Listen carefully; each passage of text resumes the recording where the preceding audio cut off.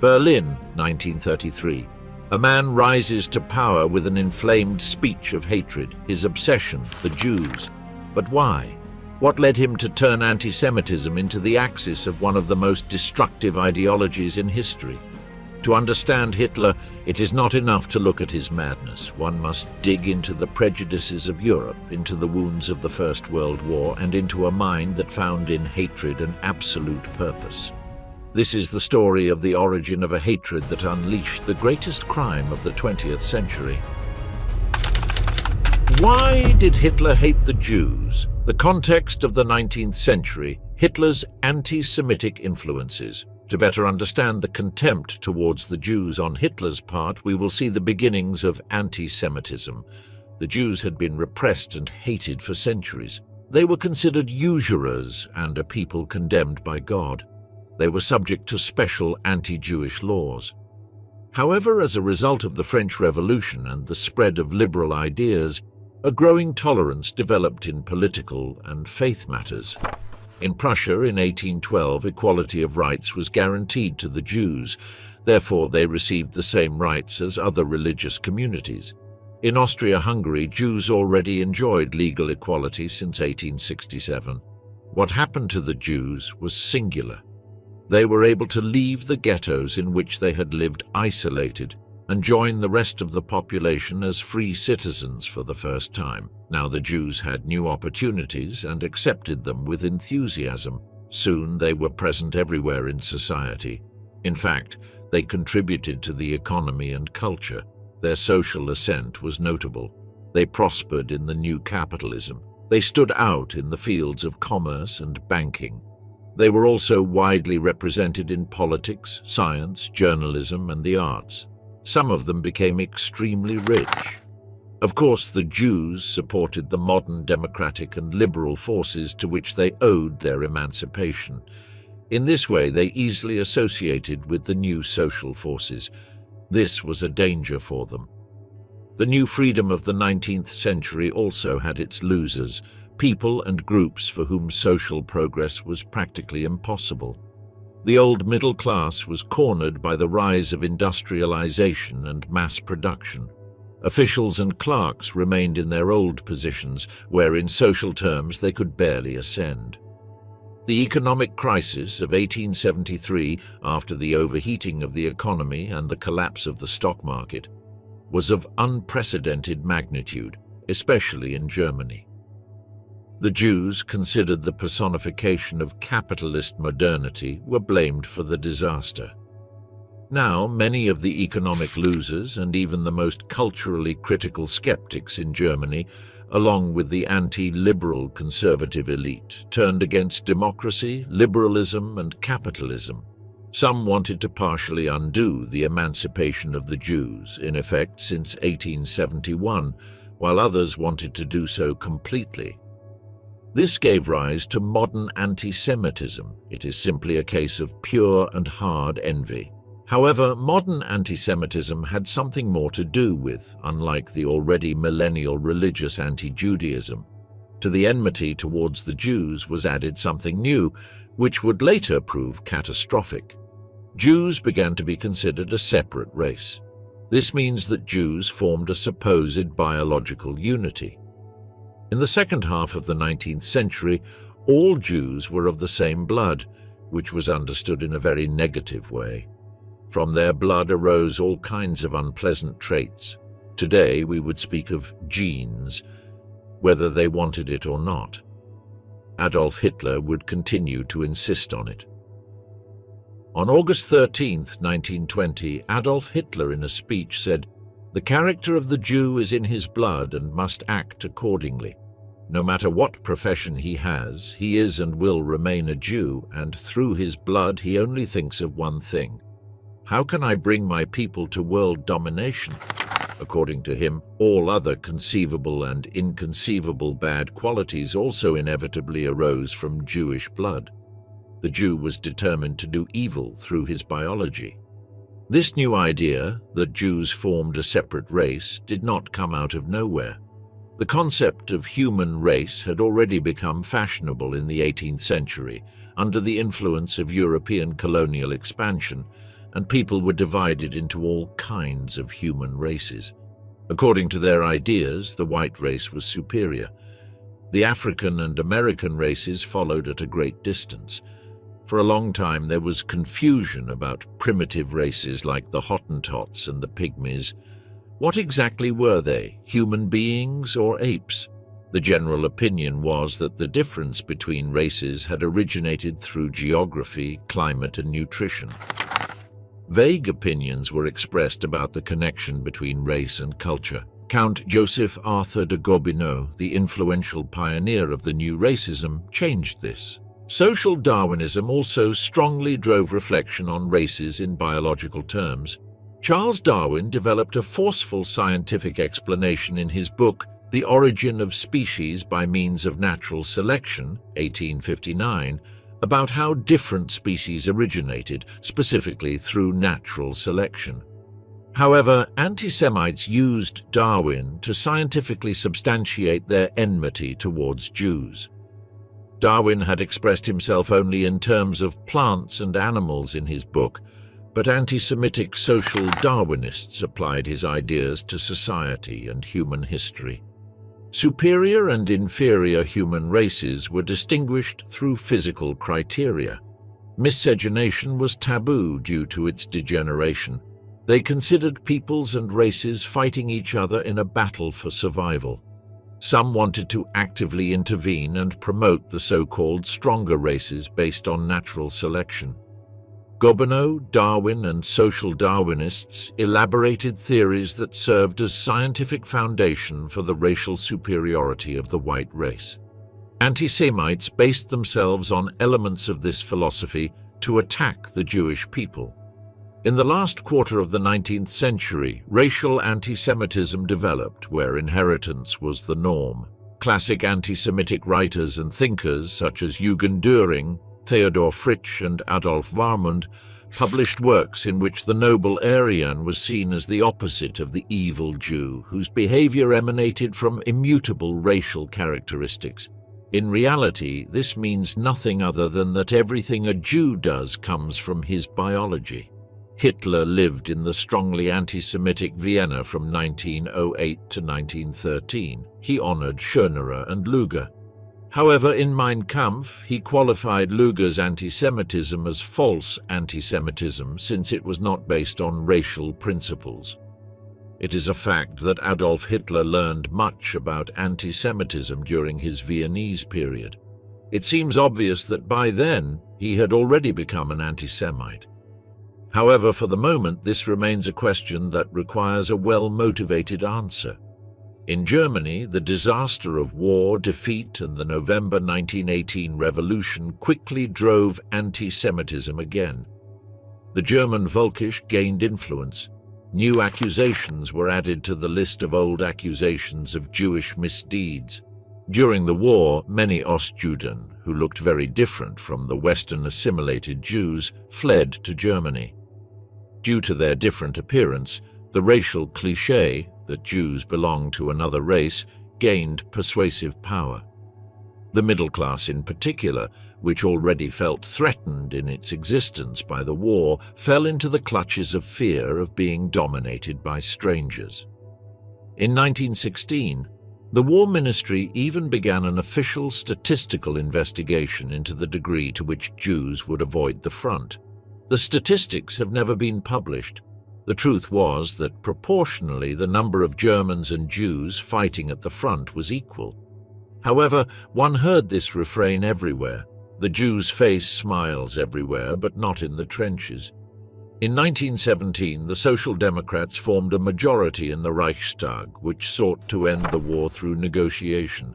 The Reich Chancellor, Bethmann Hollweg, was inclined to fulfill that wish. The military leadership and conservatives opposed unshakably. They fought for general victory. The right-wing opposition considered Bethmann Hollweg the Chancellor of the Jews, who sent the German people into the Judeo-democratic abyss. After the fall of Bethmann Hollweg and the peace resolution of July 1917, which was called the Jewish Resolution, anti-Semitism radicalized even more. In particular, the Alldeutscher Verband, a powerful Völkisch pressure group, and the new Vaterlandspartei, founded in 1917, contributed to it. Jews were again negatively linked to democracy. More accusations followed. Jews would enrich themselves disproportionately with the war and would have secret connections with the enemy through their international financial network. Antisemitism acquired even more perverse forms with defeat and revolution. The capitulation in November 1918 would be deliberately provoked by the Social Democrats. The brave and fighting German army, which had not been defeated in any way, was brought down by a dagger in the back, the stab-in-the-back myth. General Ludendorff and Field Marshal General Hindenburg, who wanted to blame the Social Democrats for their own military failure, encouraged this legend. Accusations that Social Democrats were Jews or that Jews inspired them increased. The German Völkisch saw this interpretation in a broader context.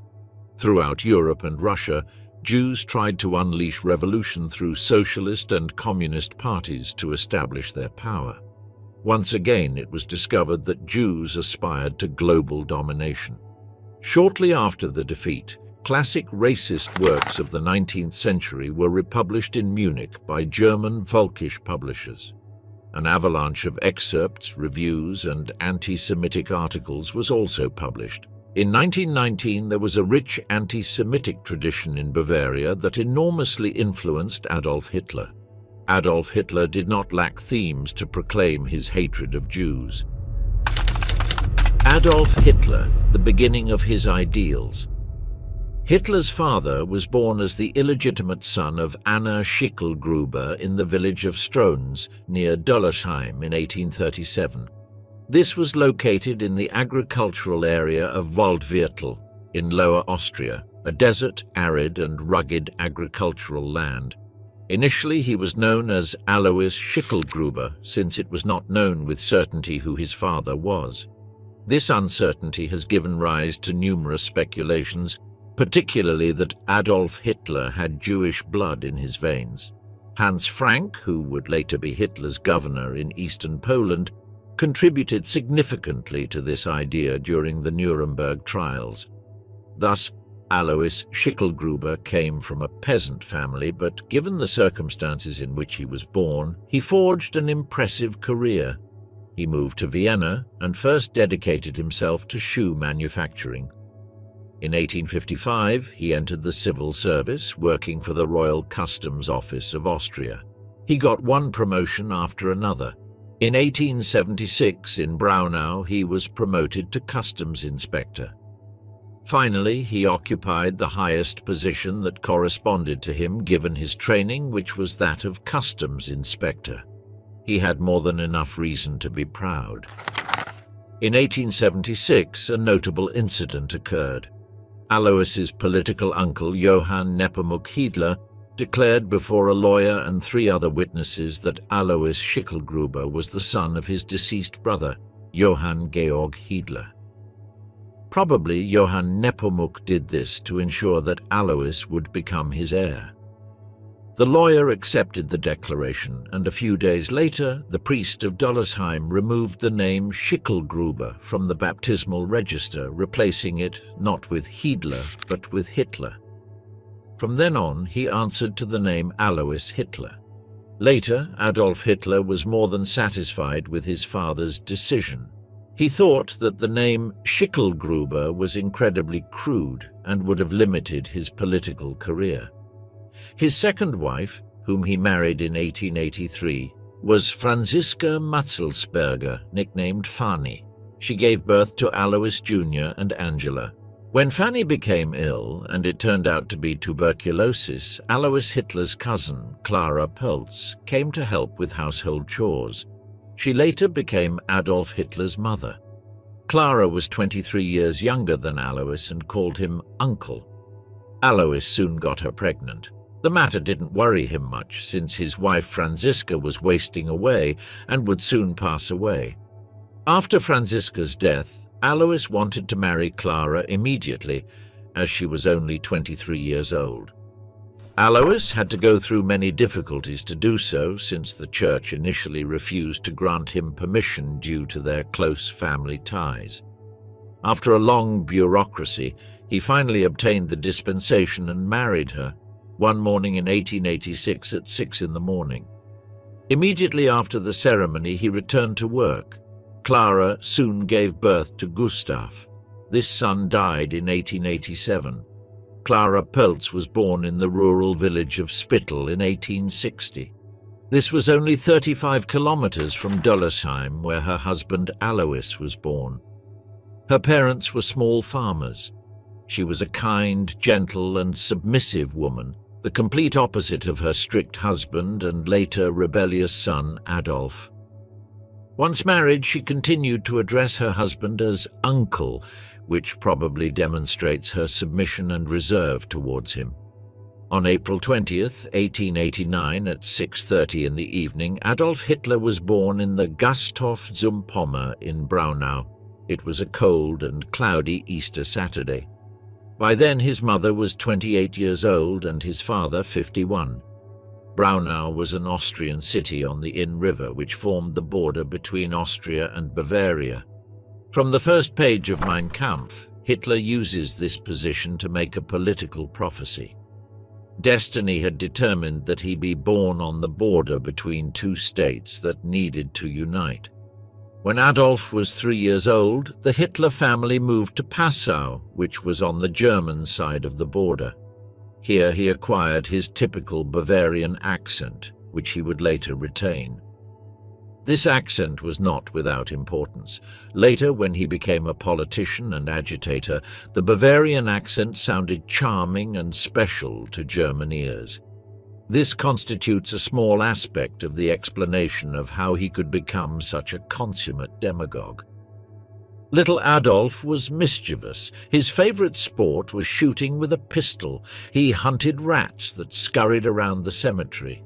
Even better was playing soldiers with his friends. School was very little effort for young Hitler. Learning, as he wrote in Mein Kampf, was ridiculously easy.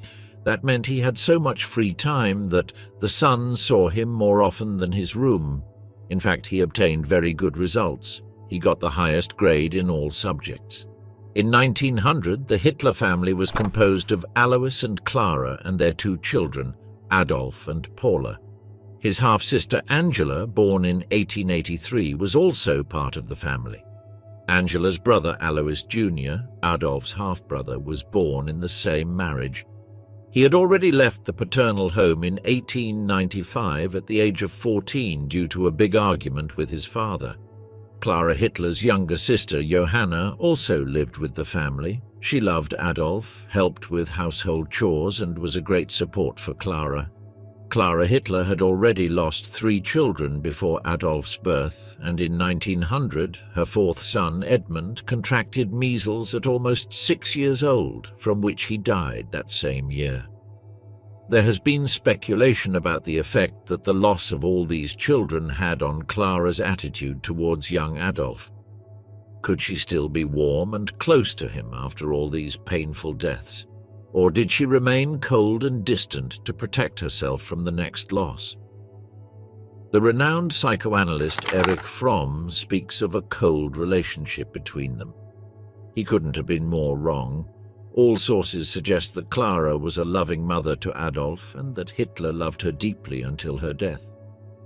Most of Adolf Hitler's high school teachers were of German nationality, but loyal to the Habsburg Emperor. During religious instruction, Hitler later proudly relates that he got into trouble for having demonstrated his sympathy for the Hohenzollerns by classifying his pencils according to the colors of Greater Germany.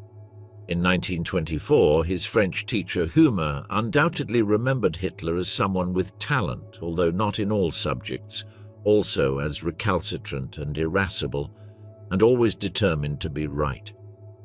He was also lazy, otherwise he could have obtained much better grades thanks to his unmistakable talent. According to Humer, Hitler was also a talented draftsman. Hitler's performance in high school was indeed deficient.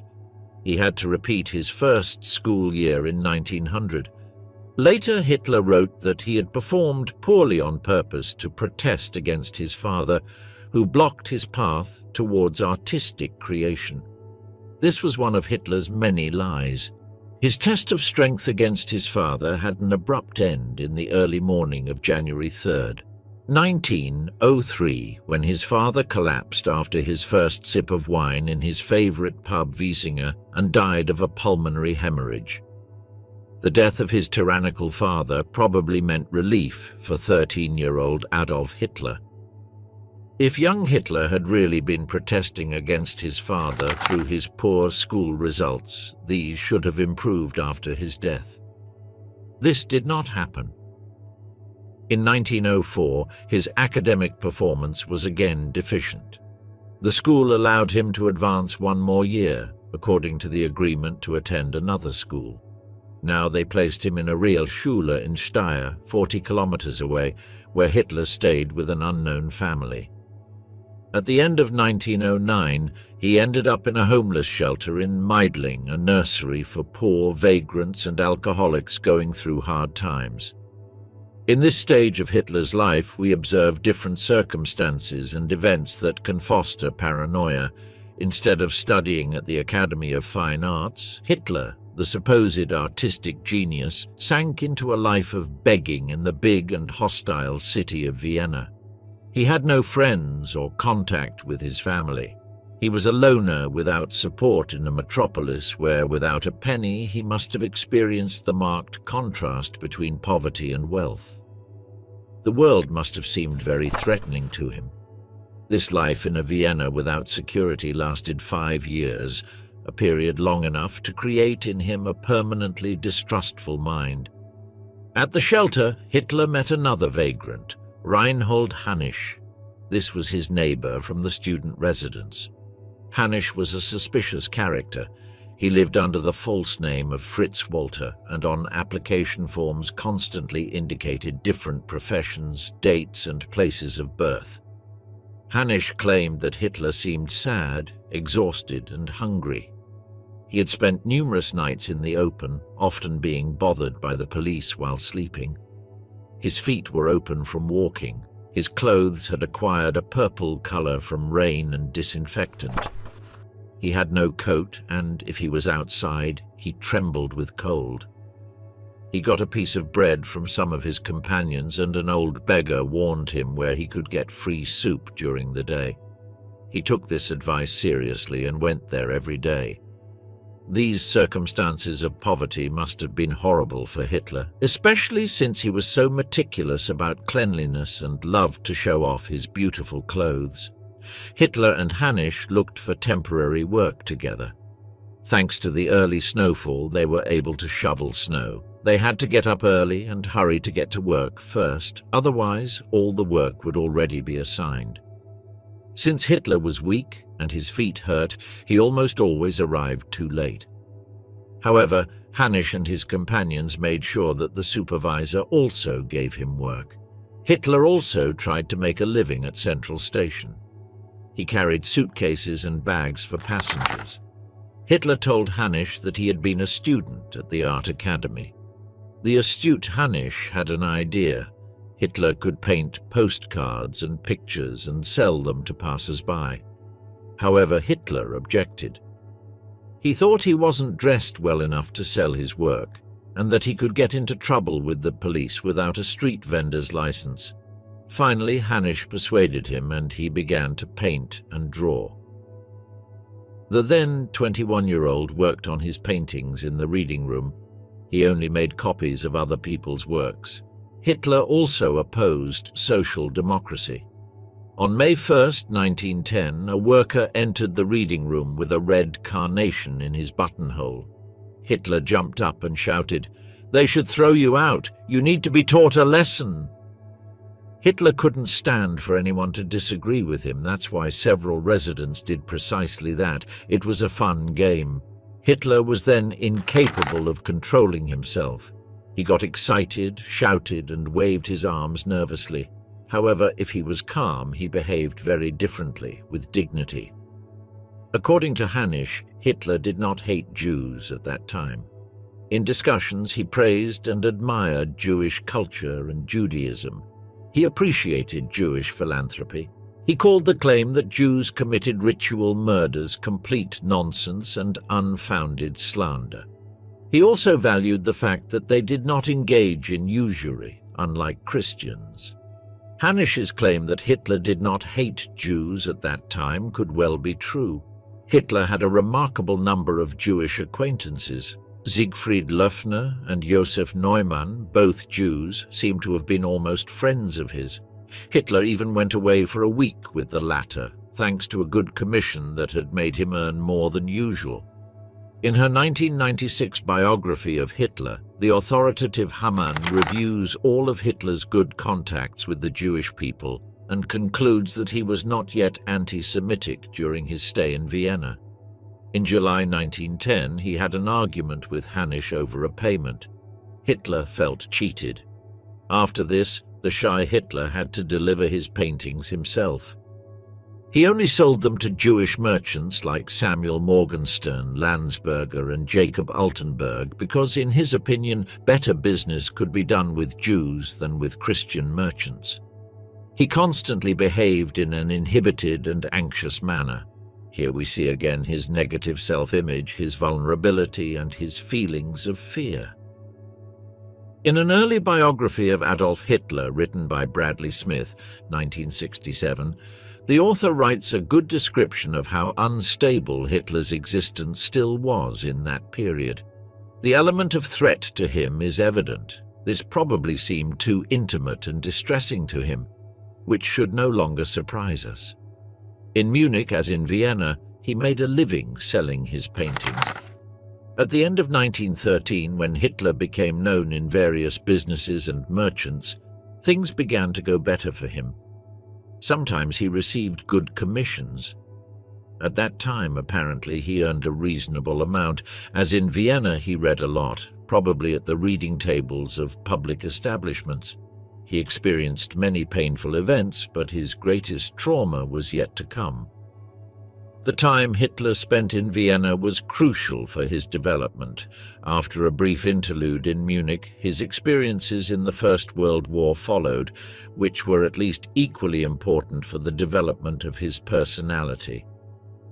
After Germany's defeat, the November 1918 revolution, and the signing of the Treaty of Versailles in 1919, which generated consternation due to the enormous reparations and the loss of large extensions of land, a political climate emerged that would make possible Adolf Hitler's career as a gifted rhetorical agitator.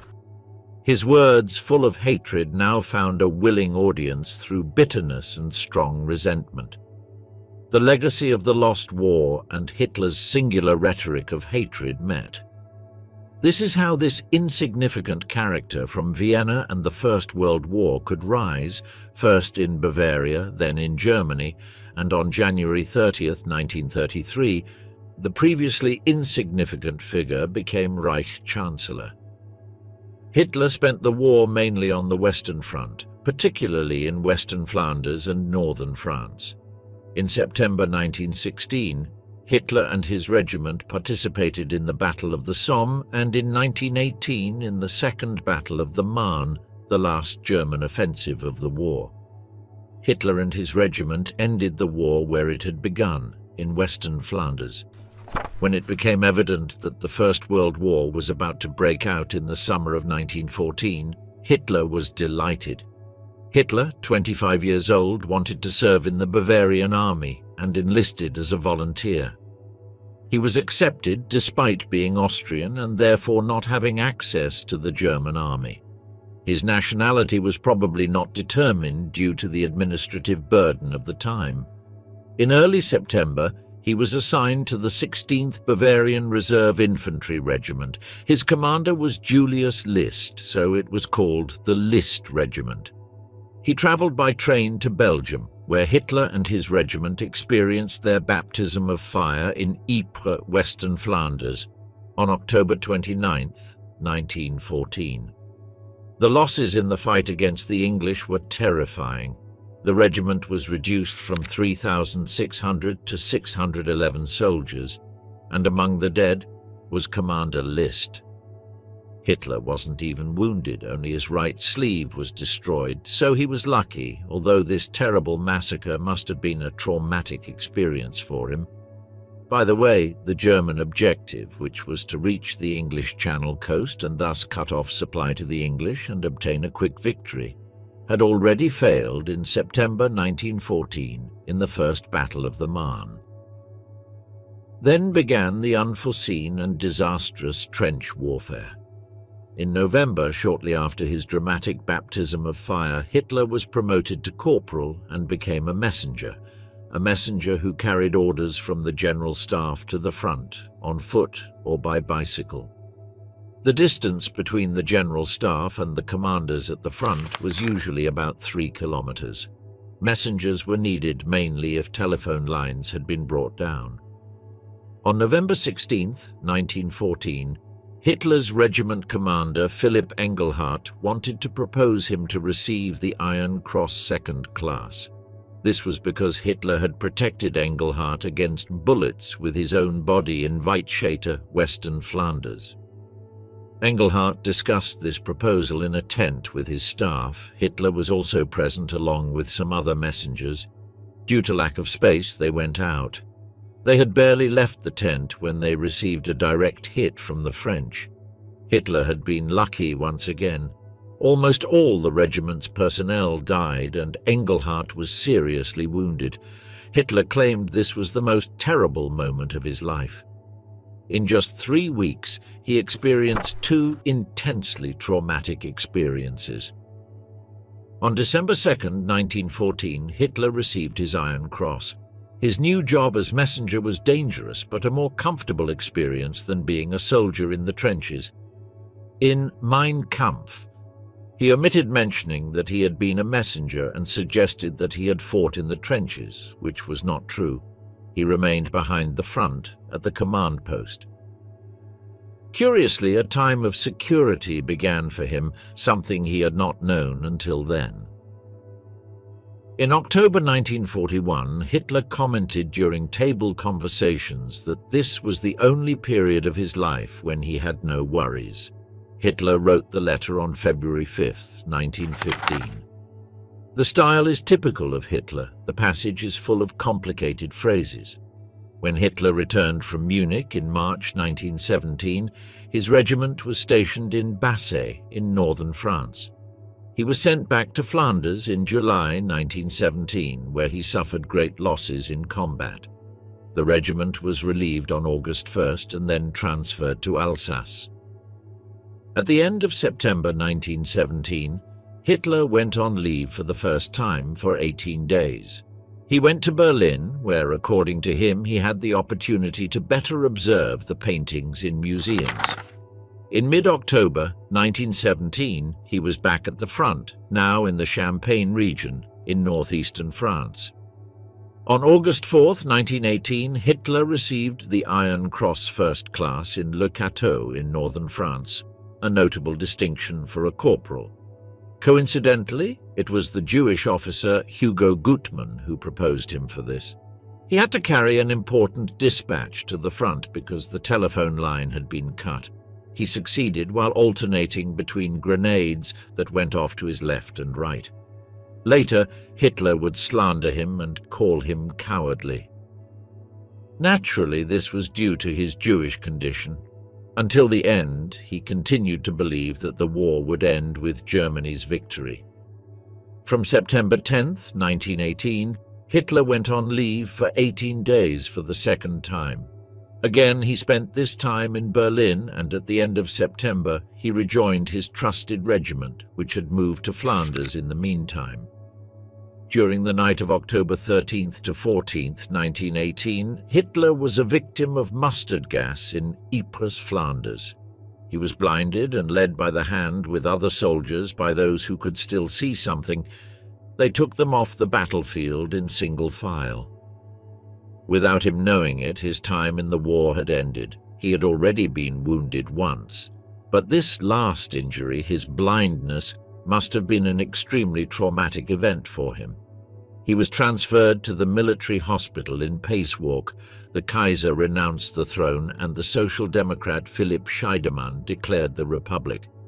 On November 10, 1918, Hitler heard in the hospital that the war had ended. During the war, Hitler had firmly believed in the idea of a German victory, and now, on November 10, 1918, he heard the unthinkable from his sickbed in Pacewalk, that Germany had lost the war.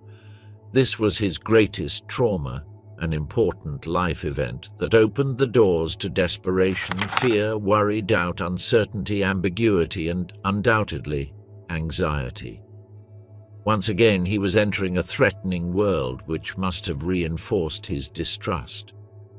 From May 1919, he developed a paranoid conspiracy theory to explain Germany's defeat, in which the weakening Jew played a central role. From then on, he did not depart from this theory, which would determine his subsequent political and military actions. During almost all of his first 30 years of life, Hitler encountered numerous circumstances that fostered paranoia. Hitler's paranoia. In 1965, American historian Richard Hofstadter wrote the essay The Paranoid Style in American Politics. In this essay, he separates the concept of paranoia from pathology and uses the term paranoid style to describe a type of behavior of politicians and their supporters who verbalize paranoid political opinions. In various historical periods, Hofstadter explains, corresponding behavior in politics is often observed on the part of individuals or groups characterized by a distinctive attitude and reaction to a hidden danger. The characteristics of these groups and their leaders are: they discredit movements or other groups, claim they are conspiring, and enormously exaggerate the consequences of the dangers of these hostile groups. Hofstadter uses the term paranoid style to refer to this type of behavior and suspicious ideas. He does not attribute clinical relevance to this type of paranoia. In fact, he establishes a clear distinction between clinical paranoia and the political paranoid and his followers, who are normal and mentally healthy human beings. The paranoid style has nothing to do with a mental disorder. The paranoid style is easily recognized. Whoever expresses it with greater emphasis, the political paranoid, claims that a great conspiracy exists. This is directed against the entire nation, culture, lifestyle, against millions of people. Negotiations or attempts to reach agreement are meaningless because the conspirators represent absolute evil. Not much time remains. The absolute and irreversible triumph of the conspirators is near. Faced with this danger, the political paranoid wants to initiate a crusade. What is at stake is always a conflict between absolute good and absolute evil. The battle that must follow is apocalyptic, according to this politician. Hofstadter only provides descriptions. If the political behavior of a leader and his group presents these characteristics, Hofstadter classifies it within the paranoid style. He limits himself to the history of the United States, and to illustrate this style, he provides a series of examples from American history of social movements and their paranoid style leaders. But if we observe Hitler's paranoid statements about Jews, we see the characteristics of the paranoid style. Hitler saw 1. A gigantic Jewish conspiracy, in fact, against all humanity. 2. The Jewish conspirators represented absolute evil. 3. Hitler unleashed a crusade against this evil. 4. This evil was so strong and so well organized that the Jews could still prevail. The Diagnostic and Statistical Manual of Mental Disorders, DSM, does not necessarily see an expression of pathology in this type of ideas. The manual establishes that hostile statements legitimized by culture can be understood as normal expressions of the socio-cultural environment in which the personality finds itself. Now, if it seems that Hitler often showed unjustified and generalized distrust and suspicion towards others in private circles and in all kinds of different situations, then Hitler was a paranoid in a clinical sense and at the same time a verbalizer of the paranoid style. In fact, in that case, he used his own paranoia to impose the paranoid style, which was accepted in anti-Semitic circles. And more importantly, his extremely lethal anti-Semitism can be well explained from his clinical and pathological paranoia. Paranoiacs do not have opponents, but enemies who must be destroyed. In this sense, our approach differs from other researchers who also concluded that Hitler was paranoid. In 1992, Adolf Schwab published an exceptional book about Hitler's paranoia, namely Hitler's Mind, A Plunge into Madness. Schwab only considers Hitler's anti-Semitism and on that basis concludes that Hitler was a deadly paranoid. According to Schwab, Hitler's paranoia was the madness that culminated in the Holocaust. In fact, in 1997, Robert Robbins and Gerald Post did the same in their book Political Paranoia, The Psychopolitics of Hate. These researchers also focused solely on Hitler's anti-Semitism. In 1999, psychiatrist Fritz Redlich, in his study Hitler, Diagnosis of a Destructive Prophet, concluded once again that Hitler was paranoid. However, his conclusions are based once again on Hitler's anti-Semitism. I repeat, formally, Hitler's anti-Semitic statements, however radical they may be, are expressions of his sociocultural environment. They come from the culture of the individual in which he lives. They do not necessarily imply a mental disorder. To determine if Hitler was really paranoid, we must first ignore his comments, which come from anti-Semitic traditions. We will examine Hitler's behavior in his daily life. How did he behave with his friends, acquaintances, secretaries, and generals? How distrustful was he? Did he clearly exceed the limits of normality? To familiarize the reader with the characteristics of paranoia, I present some quotes from the Freemans. Paranoia presents itself in the case of the unfounded belief that someone wants to harm us. Paranoia consists of believing that others intend to harm us, or that without good reasons one believes that someone wants to ruin us or get rid of us. If we find a series of examples of paranoid behavior in the sources, we can immediately form an opinion about the degree of clinical paranoia that Hitler showed. In this way, we can place him within the spectrum of paranoia. The Freemans have provided us with a good scale for this. If it turns out that Hitler had a high paranoia score, we will try to articulate its importance for the origins of his anti-Semitism and show how his paranoia leads to lethal anti-Semitism. We will delve into this in the final chapters. The anti-Semitism that manifested in Munich and Bavaria during the chaos immediately after the end of the First World War is also a form of paranoia. In those days, it was proclaimed with zeal in the region that Jews were dangerous enemies. This was a continuation, activation, and intensification of a millennial tradition. Hostility towards Jews was an accepted standard within that tradition. In this way, anti-Semitic Germans in Bavaria could direct their hatred and frustration towards the enemy legitimately. With this development of hostility, if we adhere to Hofstadter's description, there was a paranoid style in the first place. In other words, there was no clinical paranoia. But, as I have already said, we look for any type of clinical paranoia in Hitler, so we do not look at his behavior or his statements against Jews. Hitler, 18 years old, lived under stress and was full of guilt. He was rejected by the Academy of Arts, barely had money and had no chance of establishing a relationship. So, what exactly is the importance of Hitler's paranoia for the emergence of his anti-Semitism? It is one of the central questions of this study. Paranoia must materialize, and it does so depending on temporal and cultural circumstances. Towards the end of the First World War, the German Völkisch of Bavaria discovered Jews in particular as those who undermined what Hitler pursued with most passion, Germany's victory and a strong German state. Anti-Semitism, in particular, the claim that Jews tried to undermine and destroy Germany, was recognized by Hitler, given the power of paranoia that drove him as the essential truth about the political world. Thus, Hitler's paranoia manifested itself in anti-Semitism. If Hitler had not had paranoid traits, he could have become anti-Semitic, but never in such a lethal, fierce and rabid way. As we already said, paranoiacs do not have rivals or opponents, but enemies to destroy.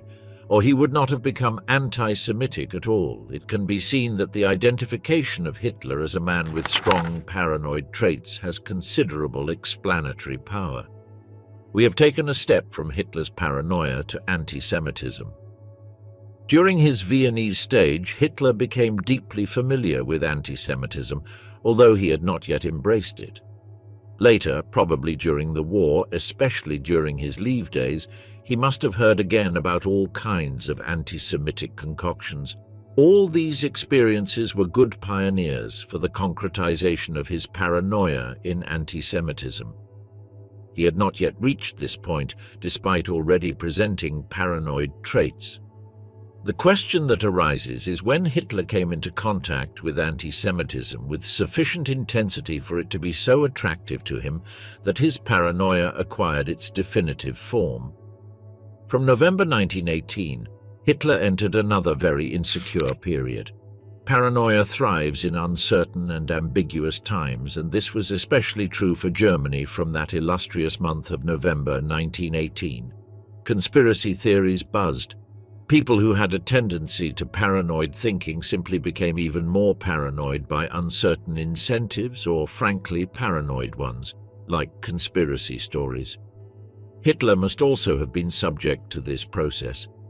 If this interaction process worked in Hitler during the Munich Revolution, and how we don't know, but from the period after May 3rd, 1919, and this is a fact, a strong interaction must have developed between Hitler's paranoia and the environment. He came under the direct influence of the anti-Semitic Reichswehr. His paranoid traits now had a clear direction and content. And from July 1919, that interaction between his paranoia and anti-Semitism became even stronger. Hitler was then educated by the highly anti-Semitic Reichswehr. He was trained to become a spokesperson by anti-Semitic teachers. During this period, Hitler's disorientation ended. Previous anti-Semitic knowledge now had an emotional charge for him increasingly, and anti-Semitic knowledge began to provide him with crucial answers. In a report of August 25, 1919, written by Hitler's chief Bent, the commander of the Lechfeld camp, we hear of Hitler's public anti-Semitic statements for the first time. When he turned 30 years old, his paranoia had concretized as extreme anti-Semitism. He embraced it with his heart and soul and would never abandon it. One could formulate the interaction and its result in the following way in 3 sentences. 1. Hitler had paranoid traits and expressed them in anti-Semitism. 2. Anti-Semitism in turn stimulated Hitler's paranoia and vice versa. 3. Therefore, mutual reinforcement occurred that resulted in rabid anti-Semitism by the summer of 1919. The described interaction is, in reality, the story of the origins of Hitler's anti-Semitism in summary, and also precisely indicates the moment of his anti-Semitic turning point. Now we would like to add more depth and meaning to this brief account. In the first part of sentence 1, it is mentioned that Hitler had paranoid traits. Here it is stated that Hitler's paranoia was expressed as anti-Semitism, which means a completely anti-Semitic worldview. First, let us analyze the concept of personality. According to the eminent Theodore Millon, personality can be characterized in psychology as a complex pattern of deeply rooted psychological characteristics that are automatically expressed in almost all areas of psychological functioning. That is, personality is considered as the pattern that runs through the entire matrix of the person. If a stable pattern is assumed, it can also be assumed that a personality will often respond in the same way under all kinds of conditions. This is called the personality effect. In the case of a disturbed personality, for example, a paranoid personality, something more is added. Contrary to normal personality, the lasting pattern of their traits is less flexible and more penetrating. The invariance of the paranoid personality is even more prominent and more striking.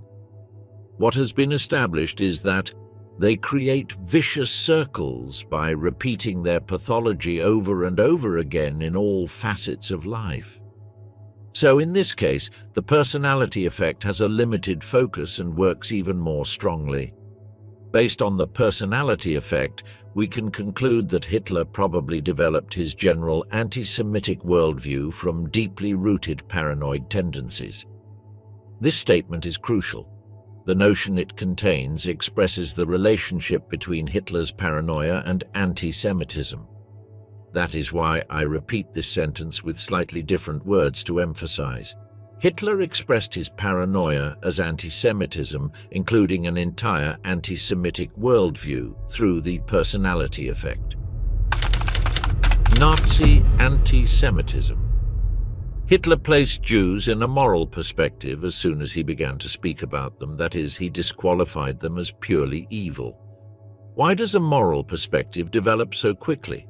It has to do with the typically interpersonal functioning of paranoia. If someone is depressed, they feel dejected, lose weight, their thinking slows down, and they suffer from insomnia. There is such individual suffering that the behavior of others is not automatically disqualified. Fear of cats, of wide or narrow spaces, or of leaving home also do not carry rejection towards other people. This applies to many other psychiatric disorders. To cite only a few examples, sleep and wake disorders are not relevant to politics, nor are dissociative identity disorders. Precisely because paranoia, in contrast, relates so strongly to other people and groups, from feelings of fear, hatred, and suspicion, a morality of violence is created. It is observed here that negative ethical valuation derives from those emotions and their associated cognitions. Here I would like to repeat what Robbins and Post say about paranoia. Only paranoia is the quintessence of political psychopathology. Political paranoiacs do not have opponents or rivals, but enemies that must not simply be defeated, they must be destroyed. No other mental disorder will continue to have such a profoundly destructive effect on human affairs. Charles Darwin, Emile Durkheim, and more recently Jonathan Haidt generalized the connection between emotions and morality. They affirm that morality, whether good or bad, derives from archaic social instincts and emotions. If they are right, then the morality of most people does not seem to be a counterpart of emotions and instincts, as is so often claimed, but emerges from them in a more or less disguised way. In this sense, Darwin, Durkheim, and Haidt position themselves against Plato, who affirms that justice comes from values that transcend the individual. In fact, Christians also completely separate morality from human emotions. Good morality is everything that God forbids or approves in reality. Jonathan Haidt conducted exhaustive empirical research on the emergence of moral positions, instead of assuming a priori that morality is something separate from human instincts and emotions. In his book, The Righteous Mind, he examined the reasoning process by which people arrive at the most diverse ethical judgments. He concluded that moral judgments are determined by feelings in 99% of cases, and that the remaining 1% comes from intellect, which subsequently provides a rationalization of the underlying intuitions. Haidt did not limit himself to stating this. In his 500-page book, his claim is empirically substantiated repeatedly. To illustrate his findings, he constantly uses the same metaphor. He represents the human mind as an elephant and its rider, where the elephant represents feelings, intuitions, and instincts, and where the rider represents reason. But in this metaphor, the rider is not the one who directs, but the elephant. And it is the rider's duty to serve the elephant. In other words, feelings come first, strategic reasoning second. From an evolutionary perspective, feelings are much older than reason, through which moral opinions are formulated. What came first and contributed considerably to survival apparently continued to have its effect. The renowned primatologist Frans de Waal also made this clear. In his book, The Bonobo and the Atheist, In Search of Humanism Among the Primates, 2014, he made clear that morality is older than humanity. It may sound a bit provocative, but no one disputes that in chimpanzee and bonobo communities there are solid foundations for our moral systems. It is likely that feelings, even when a human being thinks about non-moral issues, play a role. In fact, it is impossible to reason without feelings. In his book Descartes' Error, 1994, renowned neurologist Antonio Damasio explicitly clarified this mutual dependence. He presented examples of patients who, due to brain damage, no longer received information from circuits that generate feelings and whose intellect had remained intact. They perform well on intelligence tests, memory, etc., but were no longer capable of reasoning in a way that allowed them to make sound decisions for their personal and social well-being. Their deterioration was rapid. Without emotions to control their mental processes or even determine them, they were incapable of thinking clearly. Hitler praised himself because he did not consider himself a representative of antisemitism based on purely emotional motives, but of antisemitism based on reason. He writes this in his letter to Gemlich of September 16, 1919. Which was his first written anti-Semitic text. He couldn't be more wrong. His anti-Semitism emerged mainly from his feelings. With the help of his mind, he gave them a rational form. However, Hitler's feelings were closely linked to his paranoid traits. By translating his feelings rhetorically and extremely well into credible political ideas, an agitator was created for the Völkisch extreme right groups, who could guide them all towards a morally responsible future in which everything would be good for the German people. We have indicated that the defeat that Hitler learned about in Passwalk marked the beginning of one of his most important new life events. From then on, Hitler again reacted with fear, uncertainty and doubt, just as he had done in Vienna between 1908 and 1913. When did the deeply insecure Hitler regain confidence? When did this very important life event end?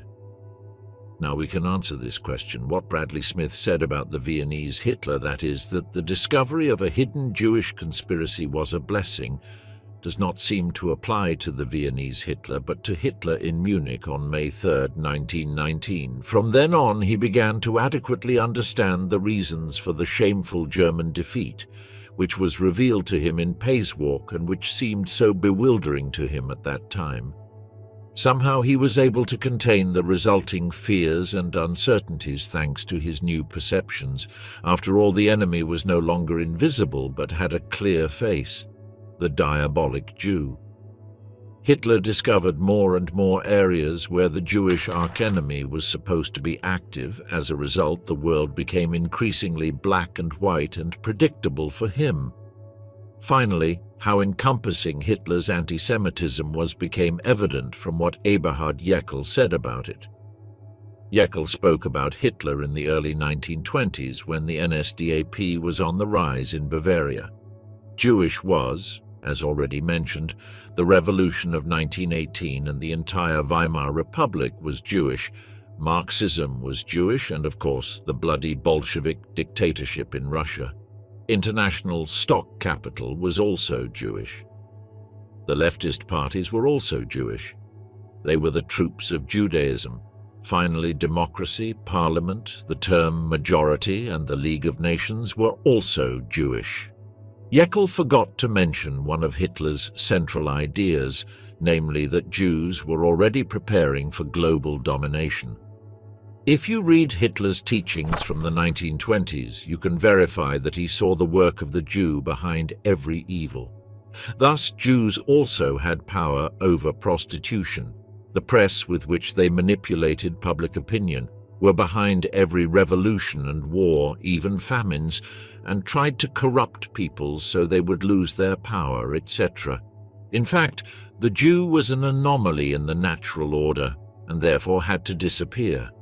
The feelings of fear and insecurity, which had resurfaced with the important life event of Passwalk in November 1918, diminished after May 1919. Now, Hitler experienced social stability and began to reap successes.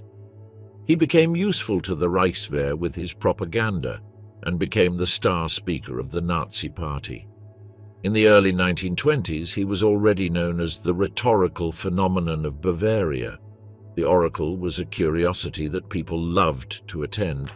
Hitler's self-confidence increased. He saw himself as a drummer until the November 1923 putsch, after which he considered himself the leader sent by God for future Germany. At the same time, the more or less isolated anti-Semitic phrases disappeared.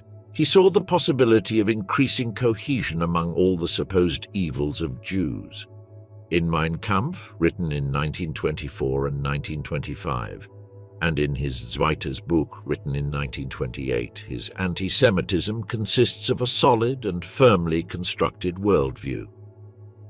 Then his fears succumbed as a result of his social successes and the supposed deep paranoid insights about world events.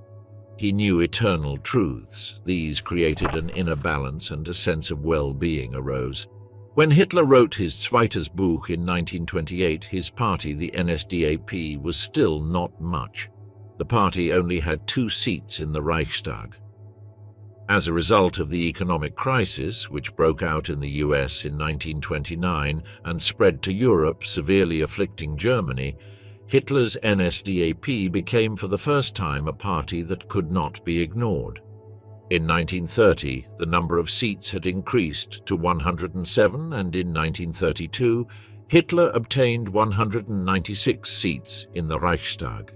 On January 30th, 1933, the unthinkable happened. The former nobody from Vienna and corporal of the First World War was confirmed as Reich Chancellor by President Paul von Hindenburg, the former great general of the First World War. It is debatable whether Hitler's narcissism increased as a result, since around 1924 he already considered himself a dictator designated by God to save Germany. However, in his case, Hitler could always go one step further. His successes did not stop in 1933. He obtained one peaceful victory after another in international politics.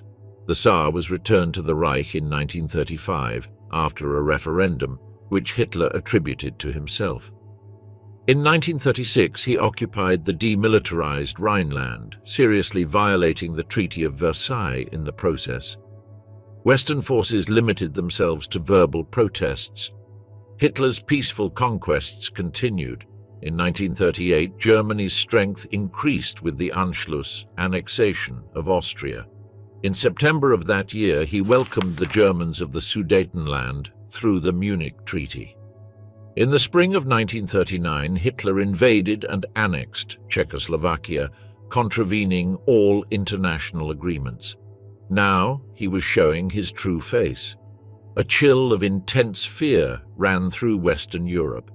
People realized that war was coming. This man was not going to stop of his own will. Hitler indeed continued.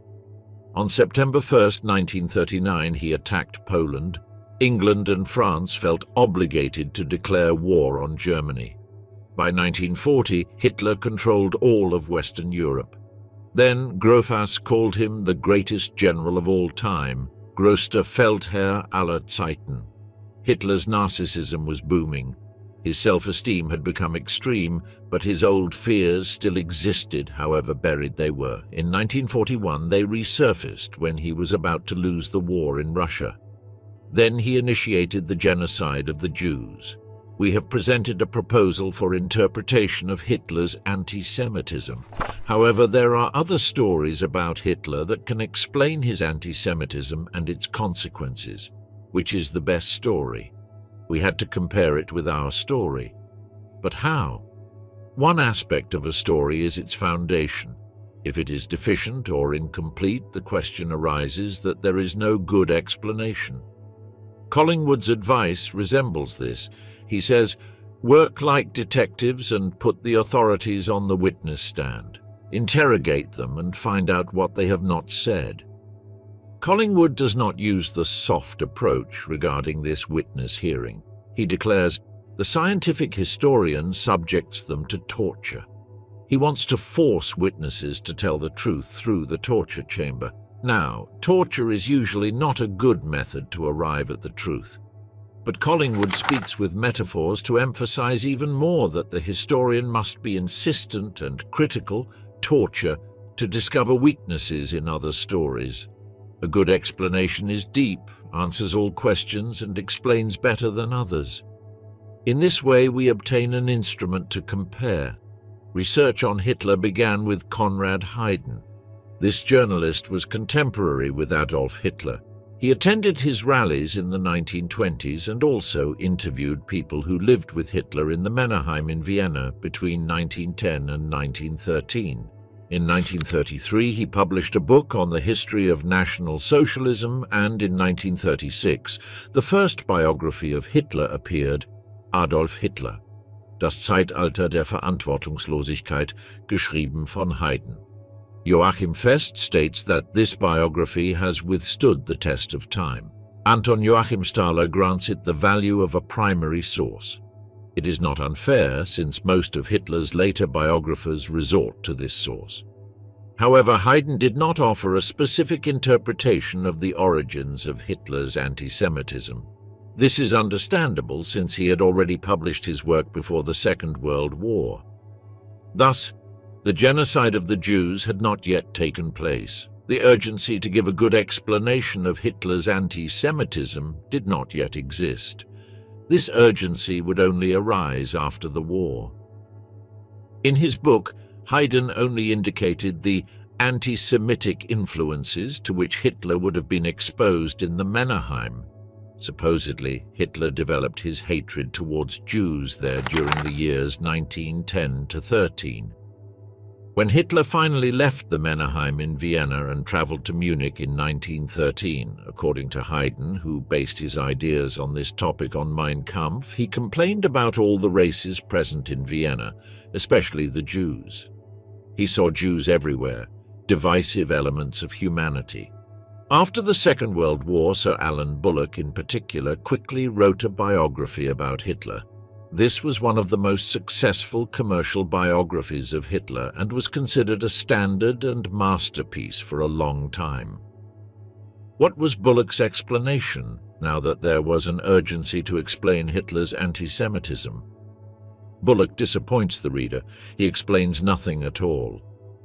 He copied Hitler's own very unreliable statement from Mein Kampf and pointed out, characteristic of the Freudian climate of the time, that tormenting sexual jealousy was possibly also one of the roots of Hitler's anti-Semitism. Between Bullock's and Fest's period, biographers such as Franz Jetzinger, Hans Bernd Gisevius, Bradley F. Smith, Friedrich Heer, Ernst Deuerlein, and Werner Maser tried to understand the origins of Hitler's anti-Semitism. All of them indicate that Hitler's hatred of Jews already originated during his Viennese period, 1908 to 1913, or even earlier, but now we know that during that time he was more a friend of the Jewish people than an anti-Semite. In fact, it is almost certain that the Viennese Hitler was not yet anti-Semitic. However, all the mentioned biographers gave an explanation for Hitler's anti-Semitism in those early years. How is this possible? Their assumption was based on retrospective bias. From 1919, when Hitler became active as a politician, he proved to be a radical anti-Semite. So he must have become an anti-Semite in extremely anti-Semitic Vienna, if not before. Then, without them knowing it themselves, the power of confirmation bias did its work. In other words, they looked for arguments that confirmed their own assumption, ignoring arguments that refuted it. They did not question their a priori starting point. Why? Raymond Nickerson accurately described the phenomenon in an extensive general article, Confirmation Bias, from 1998. The basic idea is that, once a stance is taken on an issue, the main purpose is to defend or justify it. Once a belief or opinion is formed, it can be very resistant to change, even in the face of quite convincing evidence that it is wrong. The effect of confirmation bias is practically imperceptible. Events that are incompatible with their established beliefs can be quite easy to justify. It seems that people generally select items of evidence that are consistent with the rule they consider correct, and rarely select items with falsification in mind. Therefore, there is a natural defense against falsification. It is easy to criticize them later, but they all wrote good biographies and made important contributions to Hitler research during this period. On the other hand, they could have been more critical during this period. Therefore, none of the researchers, with the exception of Smith, paid serious attention to sources that mention Hitler's good relations with Jews. Reinhold Hannisch, Hitler's business partner, for example, was ignored by all in this regard. They also ignored evidence from the 1914 to 1918 period, which indicated that Hitler did not yet hate Jews in Vienna.